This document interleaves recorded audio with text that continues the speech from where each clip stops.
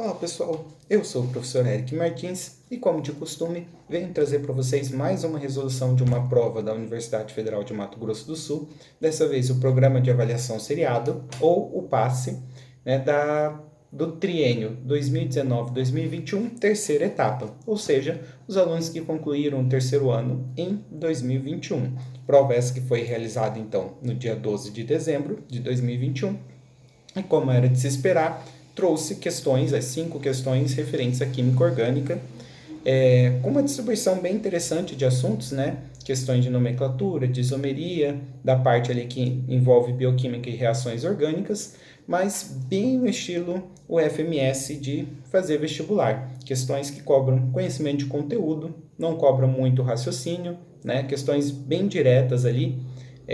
Então, nesse sentido do estilo de prova, para quem conhece as provas do FMS, nenhuma grande surpresa. Então, vamos começar aqui a nossa resolução. Questão 41 traz um texto aqui explicando como contexto o uso de ésteres como flavorizantes em muitos alimentos e bebidas, né? Principalmente os alimentos e bebidas industriais. Você acrescenta um éster, uma substância que vai dar ali o aroma e o sabor de uma determinada fruta ou outro alimento aí conhecido. Então ele até cita alguns exemplos, como o etanoato de isopentila, que possui o aroma de banana, né? Ou o aroma de uva, que é causado então pelo antronilato de metila. Mas a pergunta em si vai vir na última frase, que ele pede para a gente assinalar a alternativa que indica corretamente a estrutura correspondente ao aroma de laranja, que é o etanoato de N-octila. Etanoato de N-octila. Tá sem o D aqui, mas isso aqui foi uma falha da prova, tá? Então eu mantive o mesmo texto conforme a prova. Mas não vai fazer diferença também, né, na nossa resolução. E o que acontece? Nós estamos falando de ésteres, tá? Para quem não lembra, éster é aquela função orgânica onde nós temos um oxigênio entre carbonos e um dos carbonos faz dupla O. E esse oxigênio ele acaba dividindo a cadeia em duas partes, tá? Esse etanoato refere-se à parte que tem a dupla O. Et vem de uma estrutura de dois carbonos, ó, então o lado com dupla O tem dois carbonos, an simples ligação, e aqui nós temos o etanoato, certo? De N-octila, então do lado sem a dupla O nós colocaríamos esse N-octila, esse radical ou essa ramificação. E bem, o N a gente usa normalmente quando a gente quer dizer que o radical ele é linear, todos os carbonos estão na mesma linha. E octil, né, o oct são de 8 carbonos, então seria uma ramificação de 8 carbonos. E a gente acrescenta o A para completar o nome do éster. Então a gente colocaria aqui, ó, 8 carbonos do lado direito aqui do oxigênio, né? 5, 6, 7, 8. 1, 2, 3, 4, 5, 6, 7, 8. E para fechar a estrutura, nós completaríamos com hidrogênio, tá? Bem, qual dessas alternativas melhor representa esse composto que eu desenhei aqui de azul? E a melhor alternativa é a alternativa B, né? Olha só, nós temos 2 carbonos aqui no lado com a dupla O e nós temos 1, 2, 3, 4, 5, 6, 7, 8, tá? O que confirma para nós resposta alternativa B. Questão 42, uma questão bem interessante, fala sobre o pau-brasil, né? Uma planta que foi muito importante aí na época da chegada dos portugueses ao país, quase foi extinta devido à exploração dela, afinal ela produzia, né, um material avermelhado utilizado aí no tingimento de tecidos e, né, hoje em dia ela está se recuperando porque ela é utilizada aí no reflorestamento. Então, basicamente, esse é o texto que é trazido aqui, e a parte que interessa, ele fala para nós que as duas estruturas químicas presentes na sua madeira são a brasilina, que é essa aqui o X, e a brasileína, que é o Y, sendo que essa última é responsável pela cor vermelha. E ele vai fazer perguntas para nós em relação a essas duas estruturas. Então, nós temos aqui as duas estruturas, né, e as alternativas para julgar qual seria a verdadeira. Na opção A, ele fala para nós a estrutura X possui 2 centros quirais, portanto, são possíveis 4 estereoisômeros. O que acontece aqui, galera? Bem, ele está falando de centros quirais, ou seja, de carbono quiral ou carbono assimétrico, que é aquele carbono que possui 4 ligantes diferentes, né? E acaba gerando, então, o fenômeno da isomeria ótica. Bem, primeira condição para um carbono ser assimétrico é que ele tem que fazer as 4 ligações simples, não pode ter ligação dupla ou tripla. Só por conta disso, ó, a gente já elimina todos esses carbonos que eu estou marcando de vermelho, a possibilidade deles serem carbonos quirais, afinal todos eles estão envolvidos com dupla ligação. Outra coisa importante é, esse carbono aqui, ó, eu estou vendo ele fazer 2 ligações, eu completaria ele com 2 hidrogênios, o que também elimina a possibilidade dele ser quiral, afinal, se ele tem 2 hidrogênios, ele tem 2 ligantes repetidos. O mesmo acontece com esse carbono aqui, ó, certo? Bem, para finalizar, nós temos 2 carbonos aqui, né, para julgar se são quirais ou não, os que eu estou marcando de verde. Esse carbono aqui de cima, quem são os 4 ligantes dele? Um dos ligantes é o OH, o outro é essa estrutura que vem aqui, ó, para o lado direito, né, que é essa estrutura fechada de 5 carbonos. Notem que é uma estrutura diferente do lado esquerdo, tá? O lado direito é diferente do lado esquerdo. E por fim, o quarto e último ligante seria você descer aqui para baixo. E nota, ó, que você vir aqui para baixo gera um caminho, por assim dizer, diferente, né, de você ir por cima, seja pelo lado esquerdo, seja pelo lado direito. Ou seja, esse carbono aqui ele é quiral, tá? Já o carbono de baixo, que falta a gente avaliar, bem, quem são os 4 ligantes dele?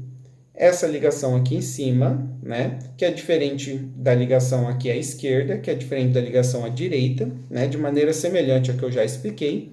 E o quarto e último ligante dele a gente não está vendo, mas é um hidrogênio.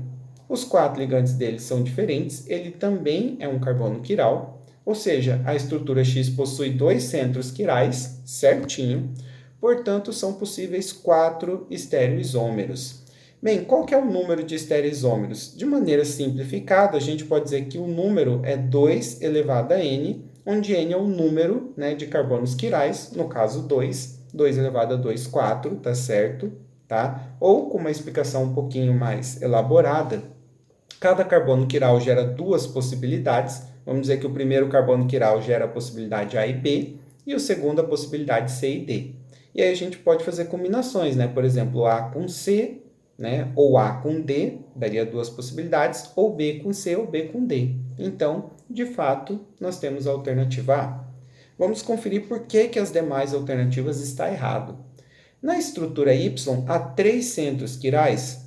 Bem, a estrutura Y é bastante parecida à estrutura X, né? E lembre-se que carbonos que fazem dupla, a gente descarta a possibilidade, tá, de serem quirais. E aí, ó, o que resta aqui para nós? Esse carbono que está ligado a 2 hidrogênios, portanto, não é quiral também, e esse aqui que está ligado a 2 hidrogênios e também não é quiral. No fim das contas, só restou esse carbono verde, esse aqui sim é quiral, tá? Uma explicação semelhante ao caso anterior, só que a gente descobriu um só e não 3 centros quirais. Por isso, está errada a alternativa B. Na alternativa C, ele diz que X e Y possuem a mesma quantidade de centros quirais. Errado, né? X tem 2 e Y tem 1. Então, já descartamos a alternativa C.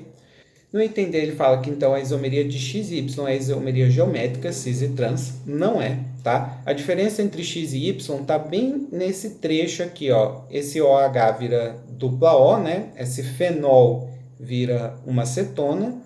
E para manter a quantidade de hidrogênio, aqui que era ligação simples, vira ligação dupla, tá? Em nenhum momento a gente tem aquela isomeria cis e trans, né? Na qual você tem 2 ligantes para um lado, depois você inverte a ligação para o outro, tá? Ele não se encaixa nessa situação aqui. E por fim, a estrutura Y é um isômero de metameria de X. Para quem não se lembra, metameria é aquele caso de isomeria em que você muda a posição do heteroátomo. E bem, o nosso único heteroátomo aqui, né, que é esse oxigênio aqui entre carbonos, ele está na mesma posição nas duas moléculas. Então, não é um caso de metameria. Com isso, fechamos a questão 42. Questão 43, uma questão que fala sobre uma pesquisa feita pela Universidade Federal do Espírito Santo, que consegue transformar a casca de coco em etanol, né? Um processo bem interessante aí para você conseguir aproveitar um material que normalmente não tem muita utilidade e transformar num biocombustível. Então ele explica depois um pouquinho para a gente sobre esse processo de conversão, tá? Eu destacaria aqui essa parte que fala como parte do processo de sacarificação para a produção do bioetanol celulósico, tá? Então, digamos que sacarificação eu entenderia como uma produção de sacarose, né? E é importante você produzir a sacarose porque a partir da sacarose você vai conseguir produzir o etanol. Então ele fala, entre as etapas de transformação da celulose em bioetanol, temos a reação D. Aqui não tem muito o que pensar, tá? Basicamente a gente tem que saber que o etanol ele é produzido a partir da fermentação dos açúcares produzidos pelos vegetais, tá? Então a resposta seria fermentação. Isso aqui a gente estuda bastante em biologia e também é comentado na química. Caso você tenha ficado em dúvida entre outras opções, pirólise. Pirólise é o processo em que a gente quebra hidrocarbonetos grandes em hidrocarbonetos pequenos. Não se encaixa nesse contexto, né? A gente não está falando de hidrocarbonetos. Alcólise. Bem, esse aqui talvez seja um nome um pouquinho mais incomum para quem está no ensino médio, mas alcólise, esse final lise significa quebra, tá? E alcólise seria a quebra utilizando álcool. É uma reação que normalmente você quebra ésteres utilizando álcool como reagente. Mas não é o caso, né? Você quer produzir o álcool, você quer produzir o etanol, você não quer usar o álcool para quebrar uma substância, tá? Esterificação, quem não se lembra a reação entre ácido carboxílico e um álcool para formar o éster, e novamente, ó, eu não quero reagir o álcool, quero formar o álcool. E transesterificação, talvez essa alternativa ela gere um pouco de dúvida, porque a transesterificação está relacionada à produção de biodiesel, um outro biocombustível, assim como o etanol, tá? Mas com produções completamente diferentes, tá? Transesterificação aí você vai transformar um éster em outro, ok? E você vai produzir biodiesel, que é um éster, não é um álcool, tá? Não é o etanol. Então aqui, ó, caso você tenha ficado em dúvida nas outras alternativas, não se encaixa. Com isso, sobrou somente mesmo a fermentação, certo? Questão 44, uma questão que traz para nós como contexto o DDT, um inseticida que foi extremamente popular aqui na década de 60, né, como o próprio exercício diz, mas que hoje é proibido, e o próprio exercício explica por quê, e vai ser importante aqui na resolução do exercício, porque ele fala que devido a seu efeito acumulativo nos tecidos adiposos na cadeia alimentar, o que gera vários problemas aos seres vivos. Já já a gente discute melhor sobre isso. Ele pergunta para nós qual é a fórmula molecular, né, que tem essa cara aqui, ó, que a gente está vendo no começo da resposta, e o fator que justifica a sua magnificação trófica. Palavra estranha, né? Mas a gente já comenta sobre isso na cadeia alimentar. Bem, a fórmula molecular nós teríamos que saber qual é a quantidade de cada átomo, tá? Primeiro a gente contaria carbonos, né? No qual nós temos 1, 2, 3, 4, 5, 6, 7, 8, 9, 10, 11, 12, 13, 14. O que não ajuda muito, né? Todas as alternativas têm 14 carbonos. Os hidrogênios, tá? Para quem não se lembra, quando a gente tem a bolinha aqui, isso aqui é o benzeno, significa que nós estamos alternando ligação dupla, simples, dupla, tá? É bom fazer isso aqui, ó, para ficar mais fácil de contar quantas ligações cada carbono está fazendo. E aí, por exemplo, esse carbono aqui, ó, ele está fazendo 3 ligações, né? 2 para baixo, uma para a direita, completaria com o hidrogênio. Esse carbono aqui também faz 3 ligações, completaria com 1. Esse carbono aqui faz 4, né? Ó, 2 para a esquerda, uma para baixo, uma para a direita. Não coloca hidrogênio. Aqui a gente vai colocar 1, 1. E esse aqui, nenhum, porque já fez as 4 ligações. Como esse lado da molécula é parecido com esse aqui, ó, a gente vai só manter o nosso padrão. Por fim, esse carbono aqui, ó, uma ligação para cima, uma para a direita, outra para a esquerda, vamos colocar um hidrogênio nele para completar 4. E finalmente o carbono de cima aqui já tem as 4 ligações, né? 3 com cloro, uma para baixo, indicando para nós que nós temos 1, 2, 3, 4, 5, 6, 7, 8, 9 hidrogênios. Então a gente está entre a alternativa A e a B. O cloro, né? Não vai resolver nosso problema, mas de fato nós temos, ó, 3, 4, 5 cloros. Então, para responder isso, a gente vai ter que saber qual o fator que justifica a sua magnificação trófica. Confesso que não sei exatamente o que significa essa palavra difícil, mas olha só, ele fala para nós sobre tecidos adiposos. Da biologia, a gente sabe que adiposos está relacionado à gordura, correto? E da química, a gente sabe que gordura é uma substância polar e com isso ela vai interagir muito bem com substâncias apolares. E qual que vai ser o problema então do DDT? Ele tem um efeito acumulativo. Como ele também é apolar, ele vai interagir muito bem com a gordura. De certa forma, ele vai grudar com a gordura. E aí ele dificilmente vai ser expelido pelo organismo. O organismo vai acabar acumulando essa molécula, né, os seres vivos, e isso vai gerar um efeito aí na cadeia alimentar. Afinal, quem ingere esse organismo impregnado de DDT também vai ficar impregnado de DDT e assim por diante. Bem, isso aqui de fato é uma estrutura que predomina a parte apolar, né? A estrutura de carbono e hidrogênio são apolares. Os cloros, eles até criam pontos de polaridade, mas, por exemplo, esse monte de cloro aqui rodeando a molécula não vai criar pontos de polaridade, né? Afinal, se você tem uma estrutura rodeada pelo mesmo tipo de átomo, os vetores vão acabar se anulando, tá? Esses outros dois cloros aqui no canto, eles até criam um certo ponto de polaridade, mas não é grande coisa. Sem contar que o vetor criado por um cloro aponta para o lado, criado por outro cloro aponta para o outro lado, acaba se anulando também, tá? Então, essa molécula aqui acaba predominando o caráter apolar dela. Por isso, ela interage bem com a gordura.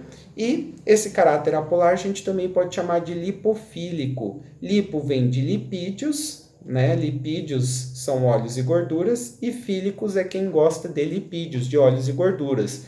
Então, a palavra lipofílico refere-se a estruturas que sejam apolares, né? Então, como a gente discutiu aqui, tá? A DDT, né? Esses cloros que criariam pontos de polaridades, eles acabam anulando, né? Você tem cloros aqui que anula a polaridade um do outro, então essa molécula é predominantemente apolar. Beleza? Com isso, fechamos na alternativa A. Só por curiosidade, a alternativa B, que nós estaríamos em dúvida, ele fala sobre anfótero. Anfótero é quem tem caráter ácido e básico, tá? Não é o caso dessa molécula, beleza? Então, fechamos.